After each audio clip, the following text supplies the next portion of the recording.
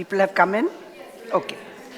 Uh, this talk is on selected themes in Vijayanagar Nayaka painting. So firstly, I have a confession to make. I'm not an expert on painting. What I will be sharing with you in this lecture is what I learned while traveling with my colleague, Dr. Anna Dalla Piccola. We have been traveling for research purposes over the many years, sometimes on common themes and sometimes on, out doing our own things, but traveling to the same sites. While she was researching, so I traveled with her, while she was researching on the murals of the Vijayanagar Nayaka periods in southern India, I was doing my study on other aspects of Vijayanagar and Nayakas. I'm grateful to her for sharing her knowledge with me. I would also like to acknowledge the work of another scholar, Dr. Anna Seastrand, who worked extensively on Nayaka period paintings. And I was able to read her PhD thesis. Now, firstly, you have to remember that prior to Vijayanagar, only very fragmentary remains have survived of paintings prior to the Vijayanagar period. For example, we have of the Pallavas just traces of paintings. This is from pre-Vijayanagar period. In the Kailashnath temple at Kanchipuram, there are a number of sub-shrines round the main shrines, and inside these we have some paintings. Then there's a Pandya cave temple, a Jain cave temple at Sittanavasal. This is a Pandyan period painting. And very famous from the Chola period is this, the paintings around the inner enclosed prakara of the Brihadishwara temple. Unfortunately, they're not accessible. You have to be even a VIP. Anna told me that even the French ambassador with permission went there and was not allowed to see it. Well, once I was fortunate in seeing them. This is the temple of Nataraj, painted one of the temple of Nataraj, and the great king Rajaraja the Great and his queens while worshipping Nataraj. So these are fragmentary paintings.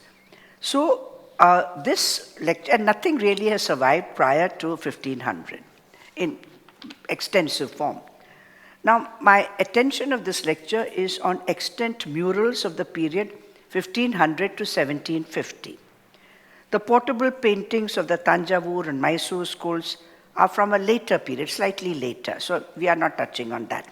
They've also painted textiles in vast quantities that were produced, not only for indigenous use but for export, but not much has survived, and much of these are of the later period, those that have survived.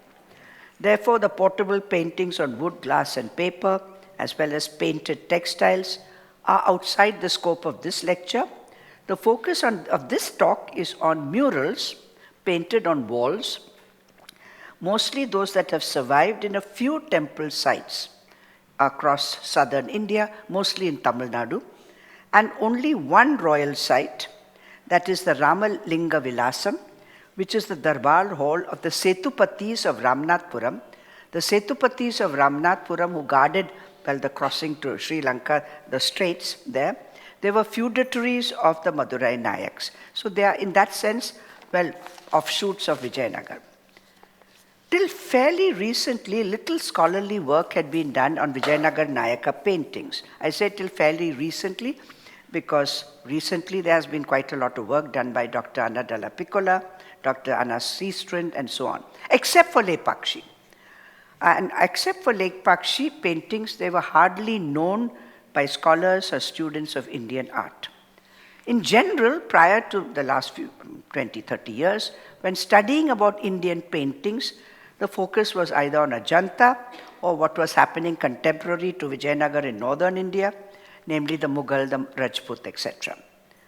Perhaps the lack of art historical engagement with Vijayanagar Nayaka period paintings, as compared with the intense interest in paintings in northern India that are contemporary to them, may be either due to the paucity of paintings that have survived in southern India, but equally and perhaps even more importantly, because of the difficulty in gaining access to these paintings. I mean, if you just go and say, I want to see the paintings in the Gopura of Tirupudai Maradur, you're not going to get access to it. It is very difficult to get access, and whether they still survive, I cannot promise you of that. because a lot of these have just been wiped out.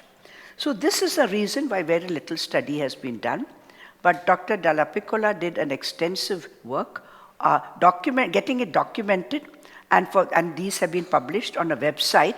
So these are all there on a website that you can study. And she tells me that every day, there are quite a few people who access this website. So I'm only introducing you to something which you can go into more depth later. It must also be mentioned there are much more Nayaka period paintings in Vijayanagar.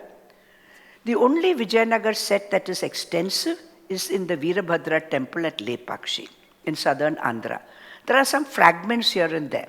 In Hampi itself, there's practically nothing, except in a matha across at Anegundi, but even that has fast disappeared or practically disappeared.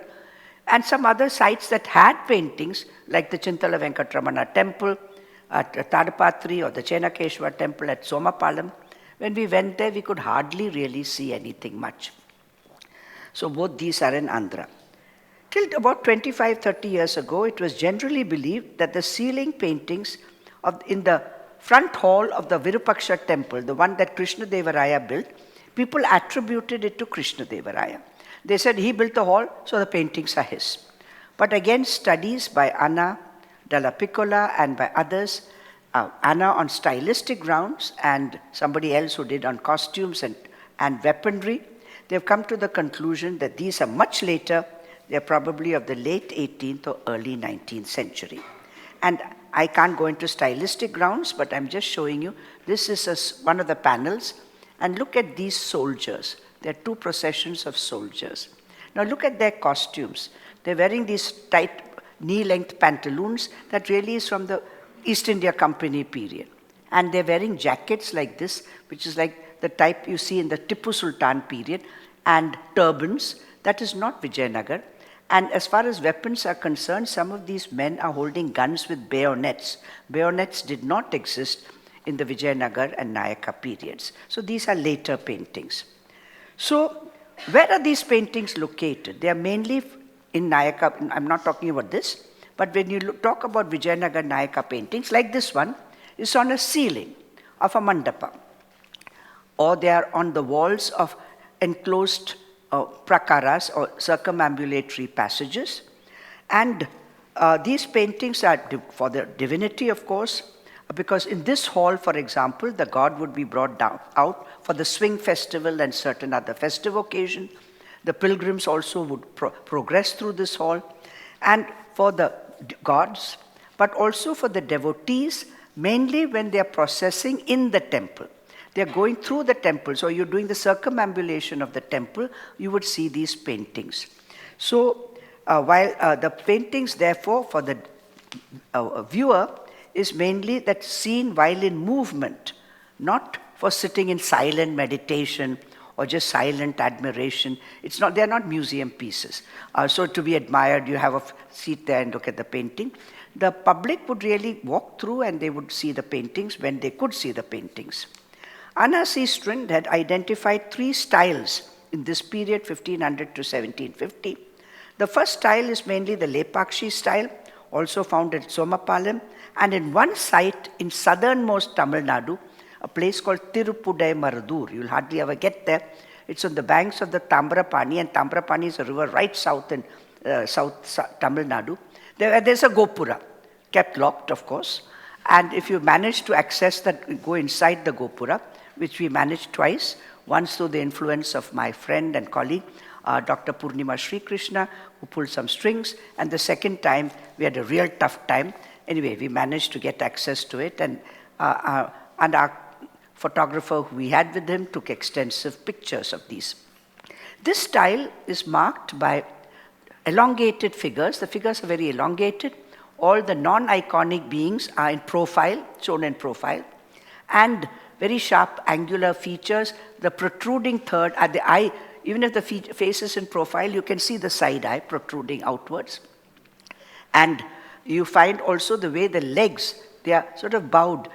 You can't stand like that. If you try standing like that, I'm so sorry, but I'm sure we will fall. So they're rather strangely positioned legs and very elaborate textiles. If one is an expert on textiles or studying textiles, it would be worth studying the textiles that we see in these paintings. That's style 1, found mostly in Andhra and this one site in Tamil Nadu. Style 2 is in 2 temples in Tamil Nadu, one which you can't access. We tried to go there and the temple authorities chased us away. That is the temple at this temple they don't mind. Changam, they could allow us to photograph. It's an open mandapa. And here the figures are very plump. Again, you have the eye, big eyes, and the figures you're marked out in black. There are some inscriptions. In the style 1, there are practically no inscriptions. These are some writings that you find. Style 3, again, the figures are rather plump, vivid colors, but here you have elaborate writings in bands across between the panels. Here I didn't show the writings, but explaining what this is all about. So if you can read Telugu or Tamil or whatever the writing is in, you can know what that whole story is. This, of course, is the Ramayana, the top one, where there is the writing. This is from most of the temples in Tamil Nadu, where there are paintings. You would find this style that has prevailed. This lecture focuses on 5 major themes that we find in Vijayanagar Nayaka paintings. First is epic and Puranic stories. Then Sthala Puranas, these are the stories of sacred sites and the lives of saints. Third, the actual sacred, the stories of sites, lives of saints. Then depictions of sacred sites, iconic images, and then paintings of human beings, patrons, donors, courtly scenes, etc. Epic and Puranic stories, the most popular is the Ramayana. And you find a number of sites that have traces of the Ramayana. The most extensive collections of paintings are in the Alagar Koil temple at Alagar Koil. It is this Alagar Koil. It's in this Vasanta Mandapa, which is in the outer enclosure. First of all, people going to the temple never look for the Vasanta Mandapa. I suppose it's opened and cleaned up at the time of the Vasanta festival. Otherwise, it's locked and used for storage or used for just junk. And they won't let you access it. But we have managed to access it, and Anna has done an extensive documentation where we have the Ramayana story. The last part has been wiped out, but otherwise the earlier parts are very elaborately painted. The next is in the Gokarneshwara temple at Pudukottai, where the entrance mandapa, it's a long mandapa, the ceiling is painted. And then that is quite elaborate over there and very detailed. And then we have in the Ramalinga Vilasam, the palace of the Setupatis in Ramnathpuram, where there are 3 parts to that palace, hall. The lower and the middle parts have the Ramayana painted. Top is mostly courtly scenes, but there are other things also in these lower parts. Now we will look at a few sections of the Ramayana to see how they are depicted, beginning with the Balakanda, the first part of the Ramayana story. In Alagar Koil, it is very detailed. You have, Rishyashringa being brought elaborately in procession, being welcomed by Dashrath, seated with Dashrath, doing the sacrifice, and Agni coming out and bringing the sweet dish, the payasam, which Agni gives to Rishyashringa. Rishyashringa gives to Vashishta, Vashishta gives it to Dashrath, Dashrath gives it to his queens. The queens eat it in their private apartment, all very elaborate. And then after the ceremonies, they are all going back to Ayodhya. Then, of course, is the birthing scenes. We have all the 3 queens giving births. This is the way they show it in paintings. They are behind painted textiles, standing with attendants on both sides and women waving flags, etc. And then the babies are born, the babies are bathed. Then the news is brought to Dashrath that the babies have been born, and he takes a ritual bath in the Saryu river. Babies are presented to the king by attendant women, and then we have the king and the queen seated with the babies, and so on, and Dashrath giving gifts of food, grains to the Brahmins, because he's overjoyed with the birth of his sons. That is in Alagar Koil. The Ramnathpuram series is rather much dilapidated, But we have the same sort of scenes beginning with Putra Kameshti, etc., the Payasam being given, the birthing scenes are there here. The queens are giving, and so on. And the woman is going off to give the good news to Dashrath. Here, the Dashrath is taking the ritual bath in the Saryu river, and then other scenes follow the same sort of stories. But you can't see it very clearly. In Pudukottai, it is compressed. Well, you have the Putra Kameshti Yagnya, and then you have the giving of birth, again behind textile screens, they're standing, and then the presentation of the babies, and Dashrath taking the bath in the Saryu river. So this purificatory rite is the same in all three. The way the babies are born, the birthing scene is also similar in all three. So, but in some it is more elaborate than the other. The next from the Balakanda is the training of the princes. This is quite elaborate. In Alagarkoil, you see the Vasishta teaching them, the 4 princes, to read. Then they are taught all martial skills and to ride horses and ride elephants and to shoot with the bow and arrow. And this might be the thread ceremony.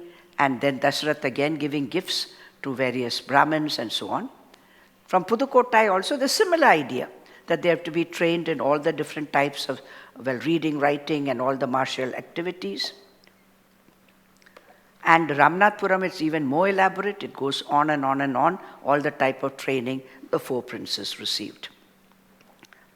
Now, next I just take up one, the killing of Tataki in the forest when Ram and Lakshman are going with Vishwamitra. This is very nicely depicted. Here they are crossing the river and they've come into the forest, then Tataki appears, and then Vishwamitra tells Ram to shoot at Tataki, and Tataki is dying over here. And then the gods are rejoicing and sending their blessing, and then they proceed. Here again, they're proceeding in the forest, Tataki appears, the fight is very elaborate. She's jumping around here and jumping here, and then she dies and her body is falling. And then again the gods are very happy because this demoness is killed. Here again at Pudukottai, you can see Tataki they're shooting arrows at her, and then she dies over here. Now look at the way Tataki's form, the story is conflated in all. The scene is shown, the fighting Tataki and the dying Tataki, the death body coming out of her. Here she's fighting, there she's jumping around and she's been shot and the dead body is falling. The same here, the standing woman and the dying woman. So it's a conflation. And they depict it in the same manner. Now again, the marriages of Ram and his brothers. It's the most elaborate is at Ramnathpuram. We have it in 4 panels. The marriage of Ram and Sita is more elaborate, it's bigger. The others are almost identical. The marriage scenes of the remaining 3 princes. In the one at Pudukottai, they are sort of equal. They all 4 are standing there. Each couple and the tree separates each group. The same appears in Alagarkoil, but this is very badly damaged. So here Ram is not given more importance, all 4 are given same importance. And again we have this motif of the tree separating each couple. Now we move on to a Mahabharata story. Now why Ramayana? The Ramayana is the most common. And for this we have to understand that Ram is the ideal king, and the Vijayanagar rulers and their successors wanted to be like Ram on earth and to identify themselves with Ram, and of course with the divine Vishnu, Ram giving his authority, his blessings to these kings. So the idea of linking king and Ram, and so these paintings of the Ramayana, as the sculptures of the Ramayana and the Ramachandra temple, really bring about this association of the king on earth as the ideal Ram. So Ramayana was very popular. As far as the Mahabharata is concerned, less popular. And in the Mahabharata, as in sculpture, the most popular theme that appears in painting is the Kiratarjunya. So this is when the Kauravas were in the forest and they were preparing for the war. The Pandavas were in the forest and preparing for the war, the Mahabharata war. Well, Arjun was told to go off and do penance to get some super weapons. So he goes off into the forest and he's doing his penance. Indra comes in the form of an ascetic and tries to distract him. Why do you want to do penance? Get out of it. But Arjun refuses and he continues his penance. Then Indra appears in his true form. Arjun falls prostrate and Indra tells him that the best weapon is the Pashupata Astra, and Shiva can give it to you if you do your penance, even stronger penance, and please Shiva. So Arjun begins doing even greater penances. His penance is so strong that the heat from the penance begins to create smoke and havoc all over the place, and the rishis in the forest are alarmed because their place is getting spoilt by all this smoke and fire and so on, out of this penance, and they go to Shiva and say, please help us. And so Shiva comes down in the form of a Kirata with Parvati. In the meantime, this Asura called Mukha comes in the form of a wild boar and wreaks havoc all over the place. He's jumping around in the forest. And both Arjuna and the Kirata shoot at the boar. And each claim that they have captured the boar. And then there's a big fight between them. That is the story. The best depiction is what we saw earlier. Where did I go? No, I'm sorry. Now I seem to have lost it. How do I go back?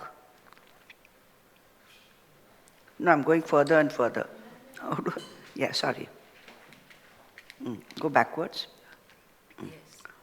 No, I'm going. No. Okay. Here, this is from Lepakshi. Lepakshi has the most detailed story of the Kirata Arjuna painted on the ceiling around in the front mandap.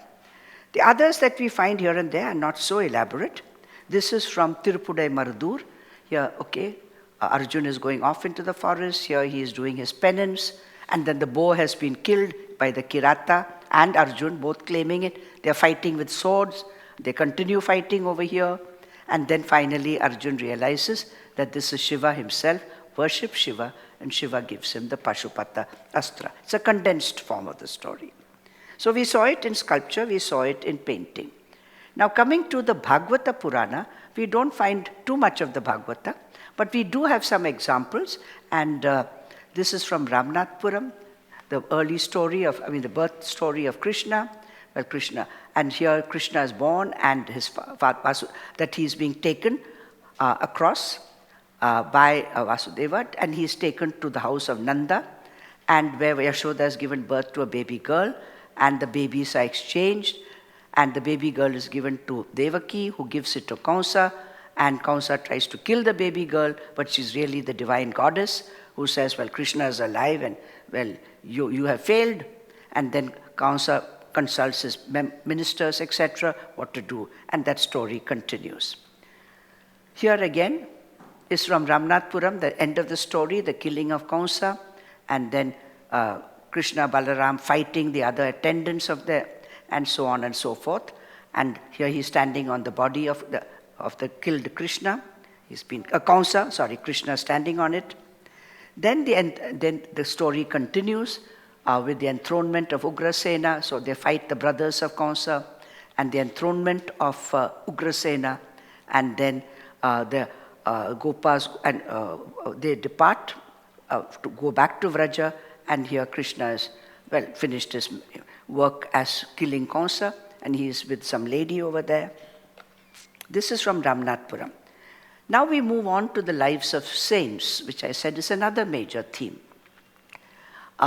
Here, I'll show you this story from Chidambaram of the lives of Vyagrapada and Patanjali, who are the two great devotees of Shiva, particularly associated with the Nataraj, but also elsewhere. They are devotees of Shiva.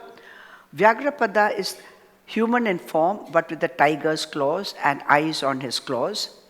And Patanjali has got a snake's tail. They are the great devotees you will see in Shaiva sculptures, paintings, etc. The entire story of Vyagrapada and Patanjali are painted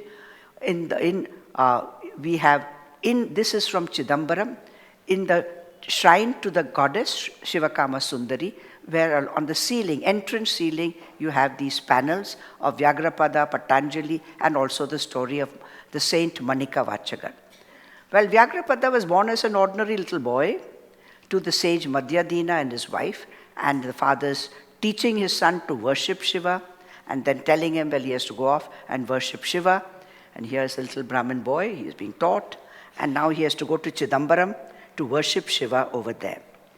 So the father takes the boy and they go off into the forest. On their way to Chidambaram, they worship various lingas, they encounter various people. Then the father goes away, leaving the little Brahmin boy to worship Shiva and to find his way to Chidambaram. So he goes across, here's a black linga that he worships. Then he finds there's a tank over here, seen with fish, and he goes into the forest, worships another linga, and finally he's in the forest where he's in meditation, and he wants to gather flowers to worship Shiva. But there's a problem. There are a lot of bees around the trees, and if he gathers the flowers in the morning, the bees would have drunk the honey. And so he feels that to give Shiva flowers where the honey has been taken away is not good. But if he goes in the night, there are a lot of thorns and he can't see his way. So he really doesn't know what to do. And so he prays to Shiva, how do I get you flowers that would be pure and undefiled by all these bees taking the honey? And so Shiva gives him with tiger claws. So he can climb, run around the forest at night with eyes on the claws. And so he's seated there. Can you see him? Now he's got, yes, can you see his tiger claws and with eyes? So he's become a sage now. And he's there seated, waiting for, at Chidambaram, waiting for Shiva to appear in the Chitta Sabha to dance the divine dance.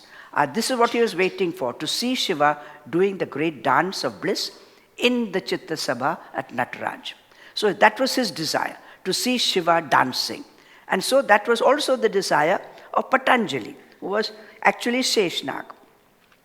And so, well, here we have Sheshnag and his son, and they are there before Vishnu, and they are talking about Shiva. He says, okay, go to Shiva, and you go do tapas if you really want to go and see the divine dance. So here, this great snake is doing the Pancha Agni tapas. So the 4 fires, and you have the sun, hot sun, and he's doing tapas to really do huge penance that he wants to have the boon of seeing the divine dance. And, well, Brahma tries to tempt him, like Indra tried to tempt Arjun. Brahma comes and says, oh, don't bother about doing all this tapas and so on.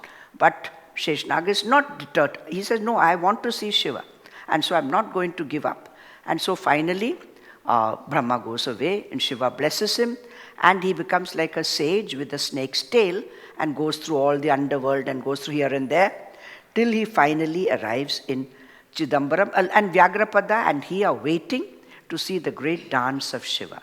So that is where they are at Chidambaram, waiting for Shiva to do this Ananda Tandava. And actually they are there, and this dance is going on over here. This Shiva gives them the boon of seeing this dance. Now this is the story of the mythical sages, Vyagrapada and Patanjali. Now there are also the stories of the actual saints, particularly the Shaiva saints that we find in paintings. And I'll take just 2. Before we come to the lives of saints, the Sthala Puranas, then we come to the lives of saints. We have the stories of sacred sites. In Chidambaram, it's not only the lives of Vyagrapada and Patanjali, but it's also the Sthala Purana of this site, which says, here Shiva danced. He danced in order to satisfy the wish and the tapas done by the 2 great devotees, Vyagrapada and Patanjali. So that's why, well, Shiva danced here. Of course, there are other parts of the story that Shiva danced as a competition with Kali, as who is greater, and Kali was the original goddess of this place, but then Shiva defeated her by cheating because he raised his leg up, and Kali, well, that's very modest for a woman to do that, and so, well, Kali was kicked out a bit, but there is the Tillai Kali temple also at Chidambaram, little in the outskirts. You can visit that temple. So, but this is a story, the side story of Chidambaram, the 2 great saints, Vyagrapada and Patanjali, mythical saints. But we have other side stories, very elaborately painted. This is another great Shiva temple called Tiruvarur. It's the Tyagaraja temple. The original murti of it is a linga called Valmikinath, who is Shiva linga found in an anthill. But the more popular image is the Utsav Murti. Every temple, South Indian, will have the Mula Murti, that is the God in the Sanctum Sanctorum, but there are the processional image, and quite often it's quite different from the actual Mula Murti. The Utsav Murti of this temple is Tyagaraja, which is a form of Somaskanda, Shiv, Parvati and Skanda, and it's called Tyagaraja. Now the story of Tyagaraja is given in great detail in this temple in a mandap. These are festive mandaps and painted ceilings and painted, well, we have paintings on the ceilings. Unfortunately, again in very bad condition, because there was water seepage, then they had got it with a lot of money that was invested by some donors, they got it cleaned up. But again, the water seepage, and the temple authorities really are not bothered. We were fortunate, we have gone there a number of times, mostly we wandered around looking through those grills, but once we did manage to get access and to really photograph these paintings in detail. The story is very interesting, the story of Tyagaraja. This is the image of Tyagaraja. Well, this first Vishnu got this image. Vishnu offended Parvati and she got very angry with him, and then he had to do penance, and finally Parvati was pleased with his penance and gifted him this Murti of Shiva as Tyagaraja. Vishnu loved the image, so he's holding the image to his chest, and here is the reclining Vishnu with Tyagaraja against his bosom. But Indra wanted the Murti, and he came and begged Vishnu, please give Tyagaraja to me. And Vishnu, well, gave it to Indra, and Indra is going off with Tyagaraja. The local king was a monkey king called Muchukunda, who was a Chola. Indra had to face some Asuras, and they were very strong Asura. He couldn't fight it, so he asked Muchukunda, the monkey-faced king, to help him. And Muchukunda helped him in this battle with this Asur and defeated him. So helped Indra to defeat this Asur. So then Indra asked him, what do you want? What can I give you? So he said, I don't want anything, but I want Tyagaraja, because he had seen Tyagaraja in a dream. Indra didn't want to give up this Tyagaraja, so he said, what to do now? I've promised that I'll give anything to him. So he made, magically, of course, with his divine powers, 6 other images of Tyagaraja, and he had them all lined up. And he told Muchukunda, if you can identify which is the true Tyagaraja, I'll give it to you. And Muchukunda, being such a devotee, and he had this great desire, he identified the true one. But then Indra said, okay, you can have all 7. So he gave him all 7. And so he brought him all 7 along. The main image is Utsav Murti in Tiruvarur, and the other 6 he has placed in different temples around the Tiruvarur. We hope, neither Anna nor I have seen those other 6 temples, so we hope to make a trip to see the 7 temples of Tyagaraja, and the main one we have seen, the other 6 also. So, well, here, then he takes them all, and then here you can have that the main Murti is placed, and the others are placed elsewhere. That we have, that they're placed in other places. Here the 6 are placed elsewhere. This is the main one. So this is the Sthala Purana. Now, stories of saints. Among the Shaiva saints, we'll talk about them later in tomorrow's lecture on sacred sites.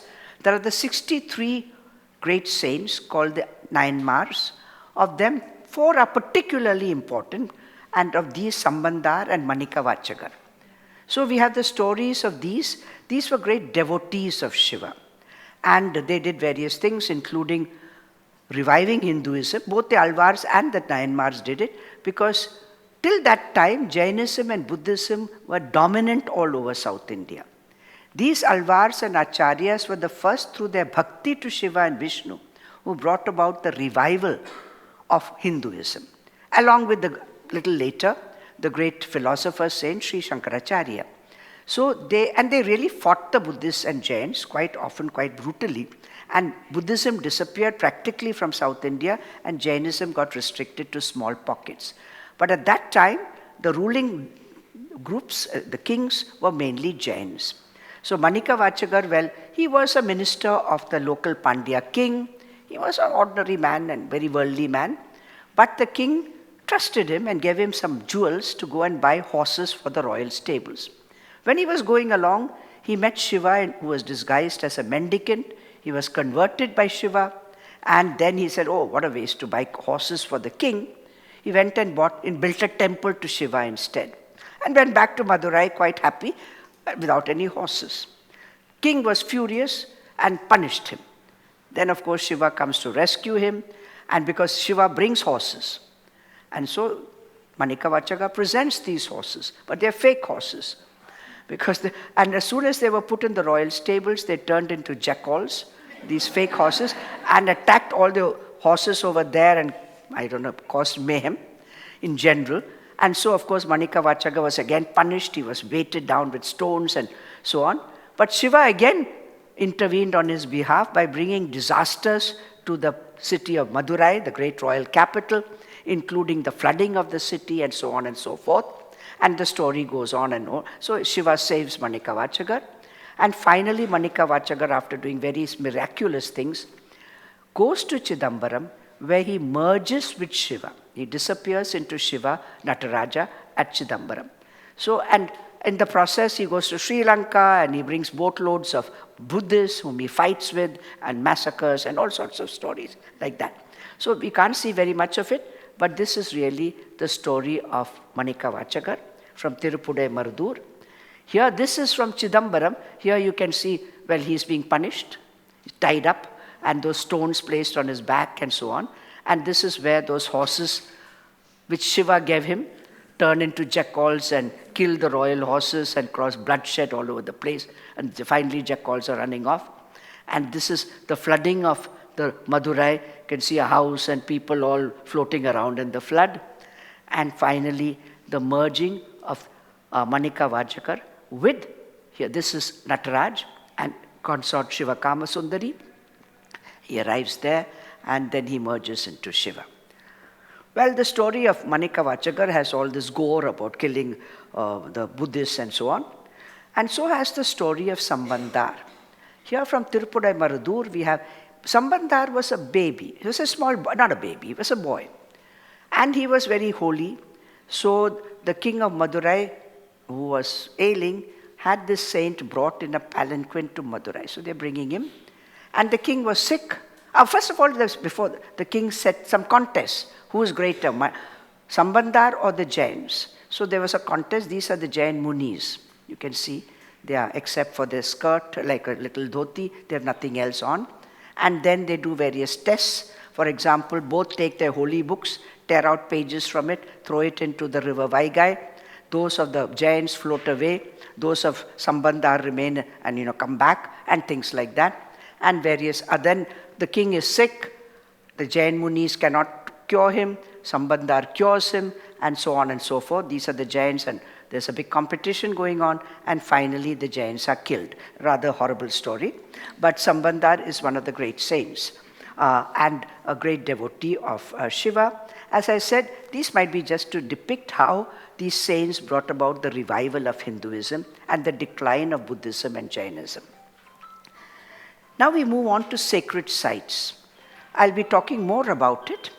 There are depictions of entire sacred sites. There are 108 Vaishnava and 275 Shaiva sites. There are 2 temples. This is along the inner, prakara. So this is in Sri Vaikuntham as you go along. These are all the sacred Vaishnava sites. And there are labels and so on that if you can identify them, you can go around and you can see, not a virtual tour, but a real literally going on a tour of all the sacred sites by going around in circuit of this prakara. We have some sites. It's one site where both here in a temple called Natham, it is a Kailash Natha temple, a Shiva temple. There's a mandapa with paintings of sacred sites, both Shaiva and Vaishnava. In Vaishnava temples, you'll never find any Shaiva sites. But here you find Shaiva and Vaishnava. And in the palace of the Ramalinga Vilasam, also Shaiva and Vaishnava sacred sites. Now, how do we know it's a sacred site? I'll be talking more in detail tomorrow. But in a sacred site, you'll have the main murti.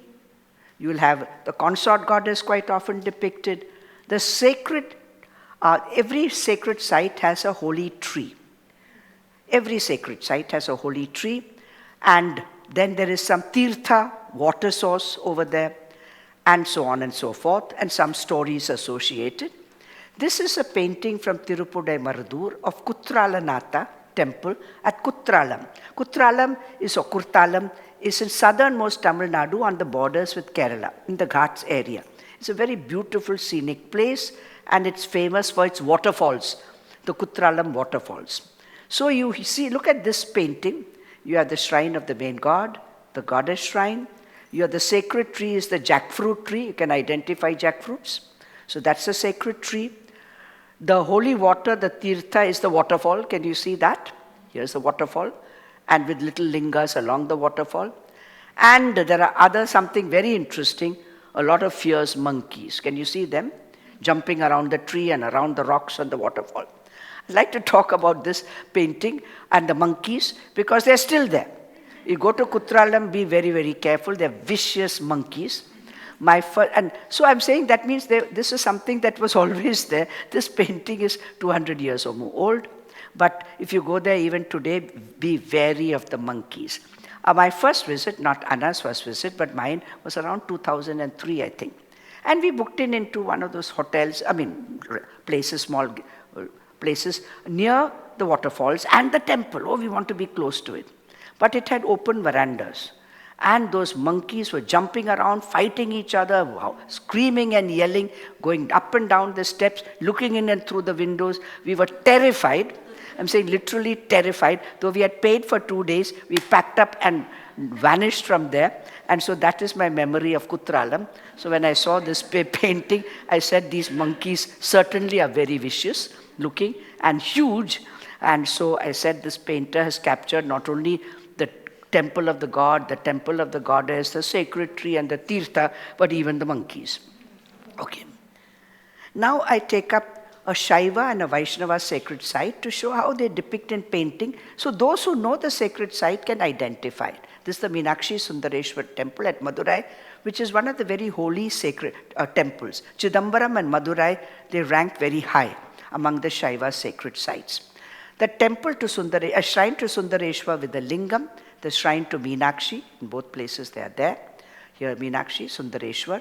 The temple to Sundareshwar is marked by, on the shrine, at the base there are stone elephants. You can see the white stone elephants here also, they are there.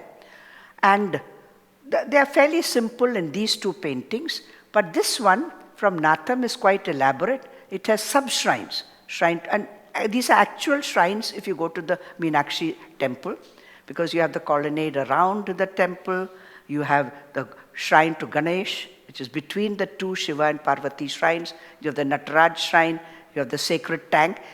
There's a huge tank over there, shown over there. And look at the shrine of Shiva with the elephants. But next to it, there is a seated white figure. Now, this is part of the story of this sacred site. Here it is actually this saint or Siddha, ascetic. He was Shiva in disguise. The king of Madurai taunted him. Oh, you're a great Shiva Bhakta. You make the stone elephant eat a sugar cane from your hand. Then I'll believe you're a great saint. And here the stone elephant actually with its trunk is taking the sugar cane from the hand of the Siddha, who's none other than Shiva himself. So, details of the stories are also depicted. And I take one temple, tomorrow I'll talk more. This is the Sarangapani temple depicted as in painting. It's an actual temple. The Sarangapani is one of the 108 Vishnu temples that are very important. Sarangapani temple is in Kumbakonam. It's a reclining form of Vishnu. There are many sacred temples with reclining form, but Sarangapani holds the saranga in his hand, pani. Pani means hand. Saranga is the bow of Vishnu. So can you see the bow? He's holding here, he's holding the bow here, he's holding the bow there. These are 3 different places with paintings. 2 of them also have the Utsav Murtis. As I told you, in every temple, the main god might be reclining, sitting, standing, whatever, but there are the processional deities, the god and the goddess, and they're very different in form from the main Murti, the Mula Murti. Now it's a standing Vishnu. And these are always placed, when not in procession, in front of the Mula Murti. So when you go to have darshan, you see the have darshan of the Mula Murti, you also have the Utsava Murtis. But for processions, for rituals, the Utsav Murtis are taken out in processions, on palanquins and on great festivals in the chariots. So here we have the Utsav Murtis, here. And here we don't have the Utsav Murtis, but we see some element which is actually there in the Sarangapani temple. There is a tank. There's actually a tank, not a small one like that, but a huge tank. And the temple is designed like a chariot with wheels and with horses. The actual Sarangapani temple in Kumbakonam, the main shrine has wheels and there are horses in the front, so it's like a chariot. So it's how accurately they have depicted the temple of Sarangapani in painting. Okay, now we move on to iconic images. We have images of the gods, not so much in painting, but we do have. Mostly they're shown frontally. Now this is the very large painting of Veerabhadra in the Lepakshi temple, in the inner mandap. And you have the donor figures. These are Virupanna and his wife and so on. And this is painting of Veerabhadra from the inner mandapa at Lepakshi. Here we have the 10 avatars, the reclining Vishnu, and then the 10 avatars of Vishnu. Here the Ram avatar is given more importance. As you can see, seated Ram with his bow, Hanuman, Lakshman, and the other avatars are below. They're much smaller. Matsya, Kurma, Varaha, Narasimha, Vaman, etc., right up to Kalki. So here these are iconic images. And here we have of donor, and then we have of human figures, donors, patrons, etc. This is in the Lepakshi temple. The main mandap of the Lepakshi temple, or additions to the Lepakshi temple, is of the Vijayanagar period, second half of the 15th century, not second half, the second quarter of the 16th century. And these additions were made by Virupanna and his brother Veeranna, who were ministers and governors under King Achyutaraya. They are worshipping Veerabhadra, along with the entire entourage of males. So as we saw in sculpture, we see in painting, these men standing like this. Here, of royal figures, this is from the Ramalinga Vilasam. This hall was built by Vijay Raghunatha Setupati in the early 18th century. Here's Raghunath, the king.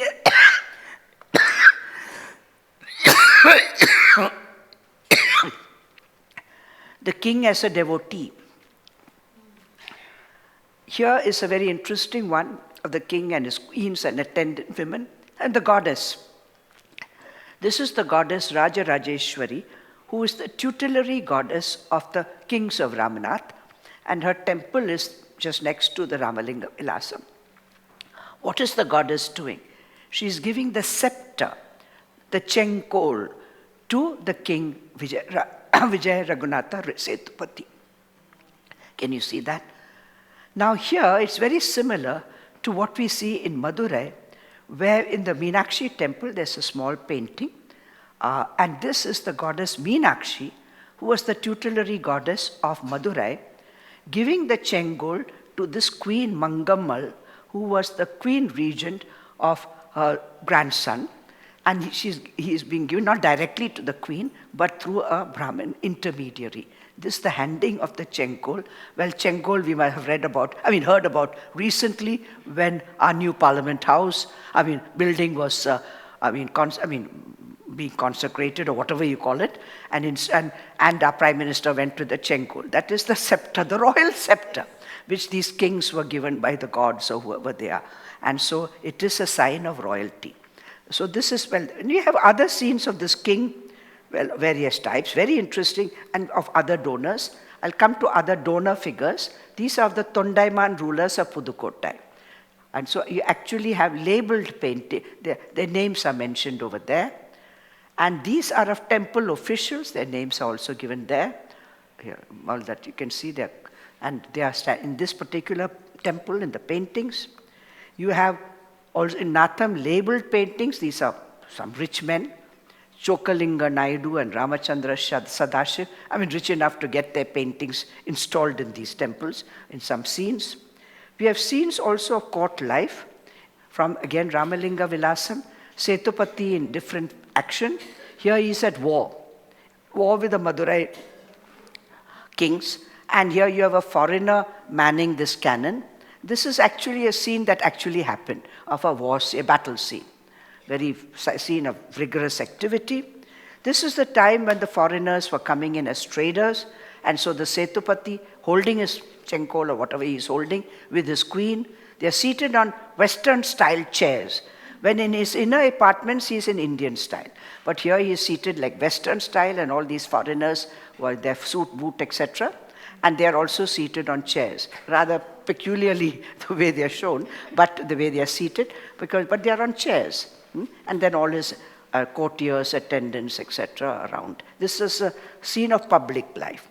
But in the upper apartment, you have scenes of his private life. So he and one of his queens is having a huge meal indeed, with all these pots, and also some drink over here, and look at the mountain of rice piled up, and all the curry or whatever she's pouring over there, and look at all the jewelry. So he was in very formal attire, like that was like the attire that is borrowed from the sultans and that type of thing, fully dressed up.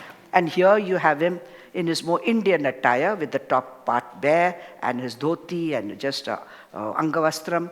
And here he is with all his jewelry, you can see it. And there is a male attendant below, and this woman attendant serving him and his queen, and this woman with all the drinks and so on, that is over there. But he is engaged in many other activities with the ladies of his court, enjoying himself over here. And here also there is one where he is shown as Kamadev on this elephant made up of maidens and so on and so forth. Now the future and fate of these murals. We have these murals, they're fast disappearing. And that is why Anna's work is of extreme importance to document, and she has done a most extensive documentation over a number of many years, because there's total lack of care. When you go to photograph, they make a fuss. To access it, they make a bigger fuss. But care is nil of these murals. Actually, they will be happy to scrape them off because they say they look so bad. There is a place called Sibi, not far from Bangalore. There is a Narasimha temple with wonderful murals on the mandapa of that temple, in that temple. But there is a pujari who will go berserk if you try to photograph, and now he locked up the place so that nobody can access it. I mean, okay, we go for puja, but then he's with this hawk eye that nobody is photographing it. And we hear that if they get money, they'll scrape it off and paint something else, some modern painting, because this is all like in a bad state. So they think it's useless. So this is what is happening. So this lack of care is the major cause of concern as far as the future of Vijayanagar Nayaka paintings are concerned. During the past 40 years, some of the murals which have been documented have disappeared or been removed. The surviving murals are in a fragile condition because they are painted directly on plaster, and if the plaster peels off, the painting goes. And again, there's a lot of water seepage and other forms of damage. Besides neglect, there is also failure of the authorities to appreciate that. So if they find it looking bad and they get a chance, they'll scrape it off. There's graffiti, and sometimes when they're refurbishing these places, they don't bother if paint falls on it, etc. We have actually seen splashes of paint in that Vasanta Mandapa on the Ramayana painting, or whitewash and all this sort of things. Another danger is retouching up of the paintings. And the retouching up then changes the original character. This is a Tirupati Kundram. There's a Jain temple. Anna had seen the paintings some years ago. When we went after that, we found it all looking very bright and we realized they'd painted over. And here is a Ramayan in the Srivilliputturu temple. It's the entrance and the mandapa to the shrine of the goddess. And here we have the Nayaka period of Andal. The Nayaka period paintings are being touched and painted over, and that work is complete. But when we went there last time, they would not let us photograph those paintings. They made such a darn fuss about it. And so really this is the fate of what the paintings and murals are there. So Anna is fortunate that she was able to document it and put it up in a website of the South Indian murals. And really the care of this and what is the future of these is really a matter of grave question. So thank you, and with that I end. Yes, and there's 5 minutes of any questions.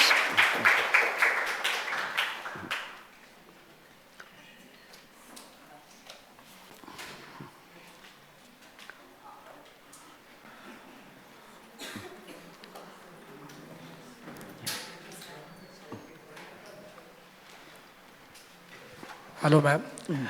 As you said, these are murals. So, Pardon? As you said in the lecture, these are murals. Murals, yeah. So, have you or Anna, ma'am, tried to document the process of making these murals, or what kind of paint was used? Those are vegetal paints, no? Okay. They were, yeah, obviously. Okay. Was it similar to Ajanta?